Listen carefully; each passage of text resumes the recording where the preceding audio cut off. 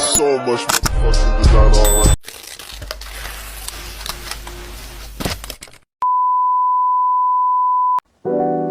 Assalamualaikum warahmatullahi wabarakatuh.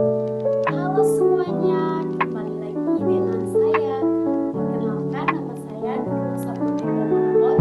Pada kesempatan kali ini, saya akan menjelaskan materi mengenai transformasi peran Bank Indonesia setelah kehadiran otoritas jasa keuangan, khususnya pada pembahasan sejarah singkat Bank Indonesia dan transformasi perannya dalam sistem keuangan nasional. Materi ini penting untuk kita mempelajari tren kehadiran OJK membawa perubahan besar dalam pengaturan serta pengawasan sektor keuangan di Indonesia. Setelah OJK berdiri, Bank Indonesia harus menyesuaikan fungsi dan tanggung jawab agar tetap mampu menjaga stabilitas ekonomi dan mendukung pertumbuhan yang berkelanjutan. Melalui video ini, saya akan menjelaskan bagaimana Bank Indonesia berkembang dari masa ke masa. Apa saja tugas utamanya sebagai bank sentral, sehingga bagaimana koordinasi BI dan OJK membentuk sistem keuangan yang lebih kuat dan aman bagi masyarakat. Dengan penjelasan ini, diharapkan kita dapat memahami perubahan-perubahan struktural yang terjadi dalam sistem keuangan Indonesia serta dampaknya terhadap sektor perbankan dan perekonomian secara keseluruhan. Sejarah dan peran awal Bank Indonesia. Bank Indonesia berdiri pada 1 Juli 1953. Bank yang merupakan warisan kolonial. Sejak saat itu, BI ditetapkan sebagai Bank Sentral Republik Indonesia yang memiliki 3 fungsi utama. Yang pertama, menjaga stabilitas moneter. BI bertanggung jawab menciptakan dan mempertahankan nilai rupiah yang stabil, baik terhadap barang atau jasa, inflasi maupun terhadap mata uang asing atau nilai tukar. Untuk mencapai tujuan ini, BI menggunakan berbagai instrumen seperti pengaturan suku bunga, operasi pasar terbuka, pengaturan jumlah uang beredar. Yang kedua, mengatur dan mengawasi sistem perbankan atau sebelum ada OJK. Selama puluhan tahun, BI memiliki peran sebagai otoritas pengawas bank. BI menentukan standar kesehatan bank, memastikan bank mematuhi peraturan serta melakukan pemeriksaan rutin untuk menjaga stabilitas perbankan. Yang ketiga, menjaga kelancaran sistem pembayaran. BI memastikan seluruh transaksi keuangan berjalan lancar melalui sistem clearing nasional, pengaturan infrastruktur pembayaran, memastikan keamanan transaksi keuangan. Dengan 3 fungsi besar ini, BI menjadi lembaga yang sangat penting dalam menjaga stabilitas ekonomi Indonesia, terutama saat menghadapi krisis inflasi tinggi atau ketidakpastian ekonomi global. Semua fungsi ini menunjukkan bahwa BI adalah pusat dari seluruh aktivitas moneter dan perbankan Indonesia sebelum OJK terbentuk. Lahirnya OJK dan dampaknya. Latar belakang lahirnya OJK. OJK atau Otoritas Jasa Keuangan dibentuk berdasarkan UU Nomor 1 Tahun 2011. Pembentukannya bukan tiba-tiba, tetapi merupakan jawaban atas berbagai tantangan yang dihadapi sektor keuangan Indonesia, terutama setelah krisis ekonomi 1997 sampai 1998. Pada masa itu, lemahnya pengawasan sektor keuangan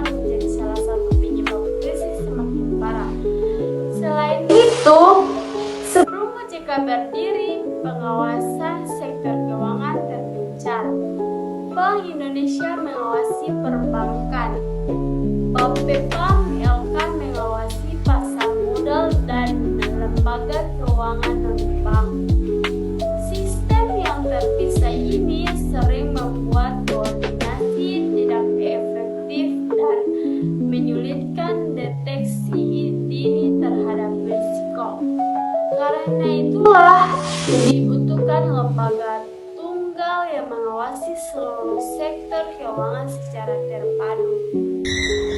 Tujuan pembentukan OJK atau lebih lengkap, OJK dibentuk untuk 1. Mengawasi seluruh sektor jasa keuangan secara menyeluruh, termasuk perbankan, pasar modal, IKNB atau industri keuangan non-bank seperti asuransi, dana pensiun, fitness, dan leasing. Dengan satu atap pengawasan, resiko di satu sektor bisa segera dideteksi dan diantisipasi sebelum berdampak luas. 2. Melindungi konsumen dan masyarakat. OJK mempunyai unit khusus edukasi dan perlindungan konsumen. Mereka menerima laporan pengaduan, melakukan mediasi, memberi teguran, dan menjatuhkan sanksi pada lembaga yang melanggar. Yang ketiga, menjamin terjadinya transparansi dan tata kelola yang lebih baik. OJK menerapkan standar pelaporan yang ketat, kewajiban publikasi dan audit berkala sehingga lembaga keuangan lebih akuntabel. Yang keempat, menjaga stabilitas sistem keuangan dengan pengawasan yang terintegrasi. OJK lebih siap mencegah risiko sistematik seperti kegagalan bank atau perusahaan keuangan besar. C. Perpindahan fungsi pengawasan dari BI ke OJK. Sebelum OJK berdiri, BI memiliki 2 peran besar. Yang pertama moneter, yang kedua pengawasan perbankan. Saat OJK mulai beroperasi penuh 2013, fungsi pengawasan perbankan resmi berpindah dari BI ke OJK. Ini menyebabkan perubahan besar. BI tidak lagi memeriksa bank secara langsung. OJK menjadi satu-satunya lembaga pengawas bank. BI fokus pada kebijakan moneter dan stabilitas makro. Perubahan ini disebut structural shift karena mengubah cara kerja seluruh sistem keuangan Indonesia. D. Dampak besar lahirnya OJK atau lebih panjang dan detail. Yang pertama, pengawasan lebih terstruktur dan terintegrasi. Dengan satu lembaga yang mengawasi semua sektor, OJK dapat melihat risiko secara menyeluruh, bukan hanya dari satu sisi. Yang kedua, sistem keuangan lebih transparan. Lembaga keuangan wajib melakukan pelaporan rutin, publikasi kinerja, hingga penerapan aturan anti-fraud dan good governance. Yang ketiga, perlindungan konsumen semakin kuat. OJK memiliki wewenang untuk memberi sanksi pada perusahaan keuangan, menindak pinjol ilegal, memaksa lembaga keuangan mengembalikan hak konsumen bila terjadi pelanggaran. Yang keempat, kepercayaan publik meningkat. Dengan pengawasan lebih ketat, masyarakat lebih tenang menggunakan jasa bank, asuransi, dan bisnis. Yang kelima, BI lebih fokus pada stabilitas makro dan inovasi sistem pembayaran. Setelah beban pengawasan dilepas, BI bisa lebih fokus pada inflasi, suku bunga, nilai tukar, digitalisasi pembayaran seperti KRIS, BI. Yang keenam, sektor keuangan menjadi lebih modern dan adaptif. OJK ikut mengatur perkembangan fitness, peer-to-peer lending, insurtech, pasar modal digital, sehingga inovasi dapat berkembang namun tetap aman. Peran baru Bank Indonesia setelah OJK berdiri. Setelah pengawasan perbankan dialihkan kepada OJK, Bank Indonesia atau BI mengalami transformasi besar. BI tidak lagi memeriksa bank secara langsung, tetapi perannya justru menjadi lebih strategis, berfokus pada stabilitas makroekonomi dan sistem pembayaran nasional. Berikut penjabaran lengkapnya. A. Pengendalian inflasi. Setelah OJK berdiri, BI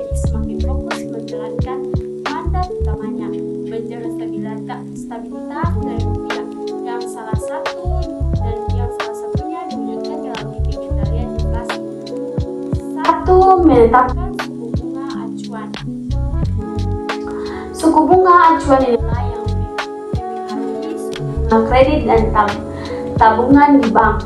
Jika inflasi naik, BI menaikkan suku bunga acuan. Jika ekonomi melemah, BI menurunkan suku bunga untuk mendorong konsumsi dan investasi. Yang kedua, mengatur jumlah uang beredar. BI melakukan operasi pasar terbuka, membeli atau menjual surat berharga untuk mengatur komunikasi kebijakan.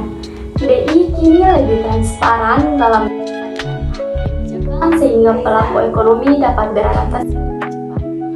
Yang keempat, menjaga stabilitas harga secara menyeluruh. BI berkoordinasi dengan pemerintah dalam tim pengendalian inflasi nasional atau TPIN untuk menjaga harga pangan agar tidak memicu inflasi tinggi. D. Menjaga stabilitas nilai tukar. BI memiliki tanggung jawab menjaga agar nilai tukar rupiah tetap stabil dan tidak bergerak rendah. Yang pertama, investasi pasar valuta asing. Jika rupiah melemah tajam, BI dapat menjual cadangan devisa untuk menstabilkan pasar. Jika melalui kuat, BI bisa membeli dolar. Yang kedua, memastikan keseimbangan makro. BI memonitor arus modal asing, sentimen global, dan pergerakan komoditas yang dapat mempengaruhi rupiah. Yang ketiga, mengelola nilai tukar secara terukur. BI tidak mempertahankan kurs tetap, tetapi mengelola agar tidak fluktuasi ekstrem.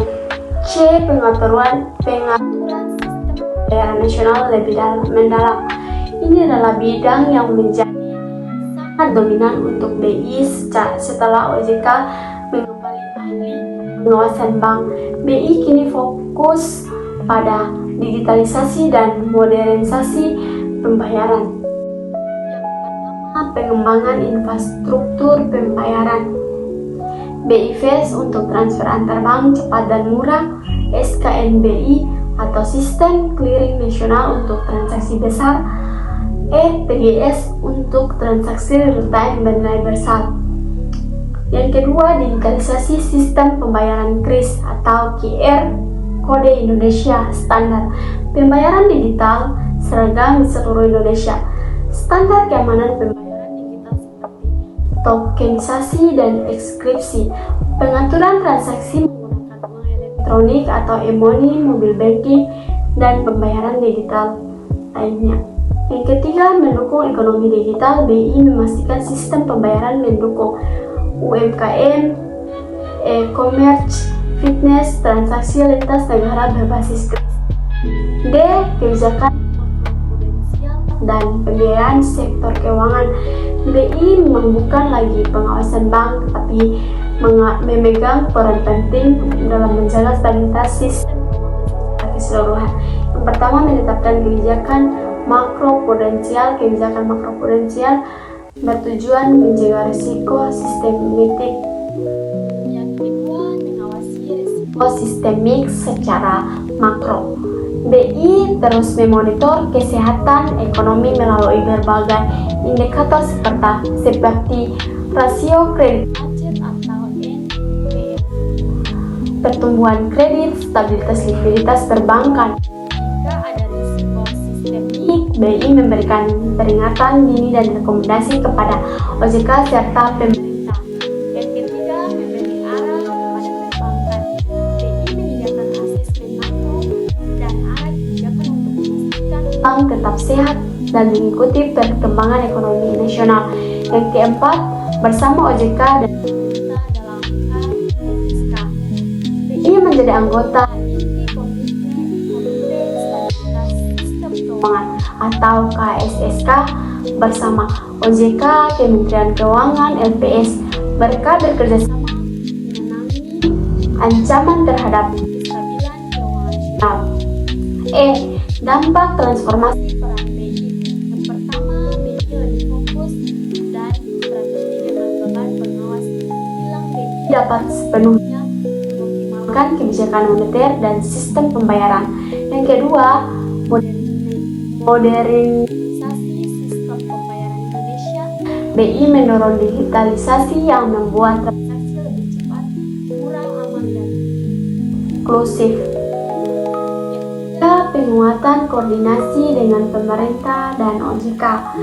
BI tidak bekerja sendiri. Peran barunya membuat koordinasi lintas lembaga lebih efektif untuk mengendalikan inflasi dan menjaga stabilitas keuangan. Yang keempat, mendukung pertumbuhan ekonomi nasional. Kebijakan BI kini lebih menyasar produktivitas, inklusi keuangan, pencepatan ekonomi digital. Koordinasi BI dan OJK. Setelah lahirnya OJK, hubungan antara Bank Indonesia atau BI dan OJK menjadi semakin penting. Keduanya memiliki peran yang berbeda, tetapi saling melengkapi dalam menjaga stabilitas keuangan nasional. Tanpa koordinasi yang kuat, kebijakan moneter dan pengawasan sektor keuangan bisa saling bertentangan dan menimbulkan risiko bagi perekonomian. A. Mengapa koordinasi BI dan OJK sangat penting? 1. Karena BI dan OJK mengatur dua sisi berbeda dari sistem keuangan. BI fokus pada stabilitas moneter, inflasi, nilai tukar, suku bunga, dan sistem pembayaran. OJK fokus pada pengaturan dan pengawasan sektor jasa keuangan seperti bank, pasar modal, asuransi, dan finance. Meskipun berbeda, keduanya mengatur satu sistem yang sama. Sistem keuangan nasional, jika salah satu tidak stabil, seluruh ekonomi bisa terkena dampak. B. Bentuk koordinasi BI dan OJK. 1. Menjaga resiko sistemik. BI dan OJK bekerja sama memantau potensi ancaman yang dapat mengguncang sistem keuangan seperti lonjakan kredit macet, krisis likuiditas, gejolak pasar modal, tekanan nilai tukar. BI melakukan analisis resiko makro, sementara OJK memantau resiko mikro dari setiap lembaga keuangan. Ketika ada indikasi masalah, keduanya melakukan sistem untuk mencegah krisis. Yang kedua, menyinkronkan kebijakan moneter dan regulasi keuangan. Ada banyak contoh kebijakan yang membutuhkan keselarasan, misalnya BI menurunkan suku bunga untuk mendorong kredit. OJK harus memastikan perbankan tetap sehat dan tidak agresif memberikan kredit yang beresiko. BI mengetatkan likuiditas untuk meningkatkan inflasi. OJK perlu memastikan perbankan tetap aman secara permodalan. Tanpa koordinasi, perbankan bisa kekurangan likuiditas, mengambil risiko berlebihan, atau justru memperlambat penyaluran kredit. Dengan koordinasi, stabilitas makro dan mikro dapat bergerak searah. D. Koordinasi dalam pengembangan ekonomi digital. BI dan OJK juga bekerja sama dalam mengatur pengembangan fitness, bank digital, pembayaran digital, kris, dan interoperabilitas. BI memastikan sistem pembayaran aman, stabil, dan efisien. OJK memastikan pelaku usaha fitness dan bank digital beroperasi sesuai regulasi. Hasilnya, sistem keuangan digital Indonesia berkembang pesat, inklusif, dan tetap aman. E. Dampak positif koordinasi BI atau OJK. 1. Stabilitas keuangan lebih kuat. Krisis lebih mudah dicegah karena deteksi risiko lebih cepat dan lebih luas. Yang kedua, kebijakan lebih efektif. Ketika kebijakan BI dan regulasi OJK selaras, dampaknya ke ekonomi lebih optimal. Yang ketiga, kepercayaan publik meningkat. Masyarakat merasa lebih aman menggunakan bank, fitness, dan jasa keuangan.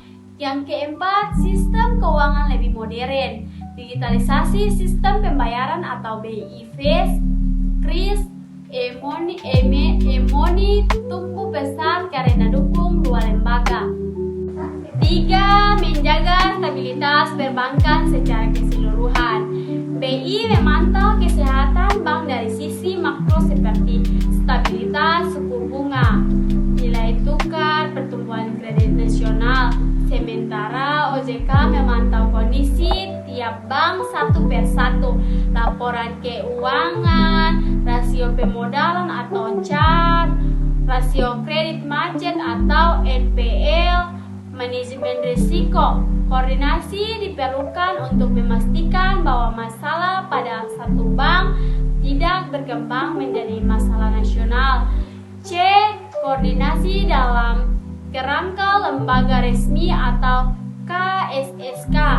BI dan OJK bekerja sama dalam KSSK atau Komite Stabilitas Sistem Keuangan bersama Kemenkeu dan LPS. KSSK bertugas untuk mencegah krisis, menyelesaikan masalah lembaga keuangan bermasalah, memastikan stabilitas sistem keuangan. BI memberikan masukan dari sisi moneter dan sistem pembayaran. OJK memberi data dari sisi pengawasan lembaga keuangan. Keberadaan KSSK membuat koordinasi menjadi lebih cepat, terstruktur, dan terintegrasi. Transformasi peran Bank Indonesia. Setelah lahirnya OJK menunjukkan bahwa sistem keuangan Indonesia terus berkembang dan beradaptasi terhadap perubahan zaman. Dengan berpindahnya fungsi pengawasan perbankan kepada OJK, BI dapat fokus sepenuhnya pada tugas-tugas inti sebagai bank sentral, yaitu menjaga stabilitas nilai rupiah, mengendalikan inflasi, mengatur likuiditas, serta mengembangkan sistem pembayaran yang modern, efisien, dan aman. Di sisi lain, OJK hadir sebagai lembaga pengawasan yang lebih terintegrasi. OJK memastikan seluruh lembaga keuangan baik perbankan, pasar modal, maupun industri keuangan non-bank beroperasi secara transparan, sehat, dan sesuai regulasi. Dengan struktur pengawasan yang menyatu, OJK mampu memberikan perlindungan yang lebih kuat kepada konsumen serta mendorong praktik tata kelola yang lebih baik. Kolaborasi antara BI dan OJK menjadi pilar utama yang menjaga stabilitas sistem keuangan nasional. BI menjaga kondisi makro seperti inflasi dan nilai tukar, sementara OJK menata kondisi mikro di tingkat lembaga keuangan. Kerjasama ini memastikan bahwa potensi risiko dapat dideteksi lebih awal, kebijakan ekonomi berjalan searah, dan kepercayaan publik terhadap sistem keuangan tetap terjaga. Secara keseluruhan, transformasi ini bukan hanya sekedar perubahan kelembagaan, tetapi juga langkah penting menuju sistem keuangan yang lebih kuat, modern, dan responsif terhadap perkembangan teknologi serta tantangan global. Dengan peran yang saling melengkapi, BI dan OJK memastikan bahwa sektor keuangan Indonesia mampu tumbuh secara sehat, stabil, dan berkelanjutan. Demikian yang dapat saya sampaikan pada kesempatan kali ini. Terima kasih banyak atas perhatian teman-teman. Semoga pembahasan hari ini membawa manfaat dan pemahaman baru bagi kita semua. Wabillahi taufiq wal hidayah. Wassalamualaikum warahmatullahi wabarakatuh.